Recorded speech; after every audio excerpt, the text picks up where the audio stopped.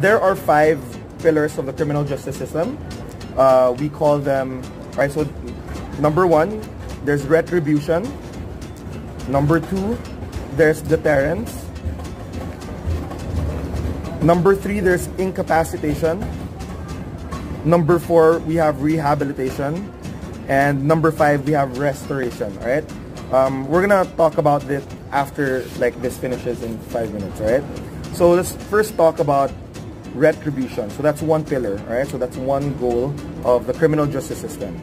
So when we talk about retribution, it's to satisfy the thirst of revenge, okay? To impose a disadvantage to an individual, to an offender, to someone who commits a crime. So for example, if an offender had an improper advantage of someone to someone, right? So when we talk about like you have an improper advantage when like you sexually harass someone, or when you steal someone, that's an improper. When you steal something from someone, that's an improper advantage, right? Or if you inflict pain on someone, right? So for example, you punch someone's face, that's assault. What retribution aims to provide you is to create an unpleasant disadvantage to the criminal, to the offender, right? So what is one unpleasant disadvantage in the most common sense is imprisonment, right? So it feels like it's correct because, for example, if let's say Bernard stole 100,000 pesos from me, it would feel just if Bernard will go to jail if he stole 100,000 pesos from me. Yeah? So we feel that it's something that is near justice because the criminal justice system and human beings feel that when we have our thirst for revenge become satisfied, then that's something that we approve of in society generally, right? So that's one pillar of it. So the second pillar, we talk about deterrence. Actually, if that's fine. After we finish all the 5 pillars, and then, so I invite you to write down your questions. All right, so number 2 is deterrence, okay? So there are 2 types of deterrence, okay? First is individual deterrence, and second is general deterrence, all right? So when we talk about individual deterrence, it's about a penalty that is being imposed that is enough to discourage a person from committing a crime. Alright?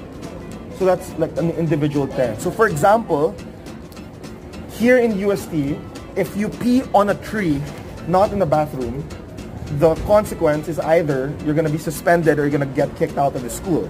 Right? So that's the reason why, even though if it's common in the Philippines, that like we pee everywhere for guys, in UST, we don't see that because the consequences are clear that you might get suspended or you're going to get kicked out of the school, right? Therefore, people are deterred from committing such acts, okay? But the second way, the second level of deterrence is called the general deterrence, meaning you impose a penalty to offenders and other people gets discouraged from committing that offense, okay? So sometimes like, so back in the past, before like the modern era, people would crucify people who are against the government, right? And they make everybody see that crucifixion so that everybody else is discouraged from being like them, all right? Or like beheadings, right? Like back in the French Revolution, they beheaded like people in power to send the message that if you become a corrupt person, the people can go against you and behead you. But those are like general examples where they show it in the Plaza Mayor, like Gomburza, right? So that's like general deterrence. Third is incapacitation. All right, so this is one of the most obvious ones. So incapacitation. Generally, the goal of incapacitation is to keep criminals away from the public because we need to protect other individuals, right? That's why it's important for the criminal justice system to see the length of a prison sentence as something that is commensurate. Okay? So why is that important? Because like if they're not away from the public, then maybe they can kill again, or maybe they can steal again, right?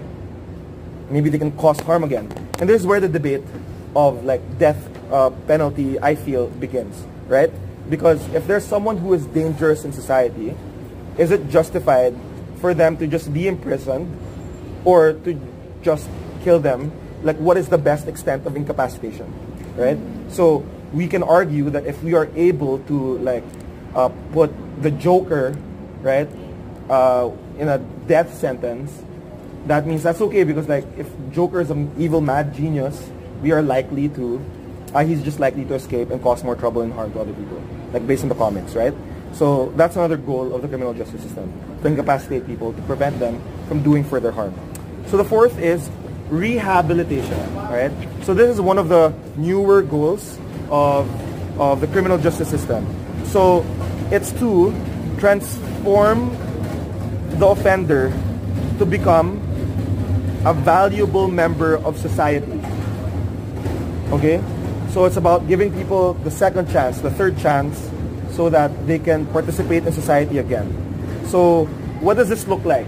For example, in the United States of America, there's like an animal care project where inmates have to take care of a horse, and that gives them a sense of responsibility, a sense of care, that allows them to have like better jobs when they go outside of prisons. They know that they can take care of animals, right? Or for example, drug rehabilitation. In many cities and countries, drug use can be criminalized, right? Like even back in the past.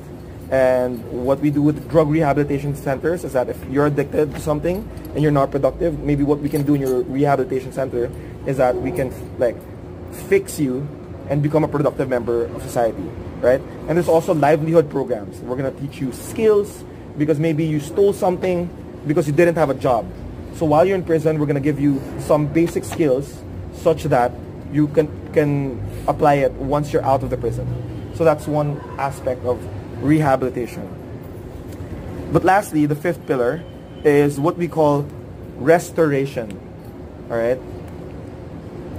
But we can also put like a slash on it and place like appeasement.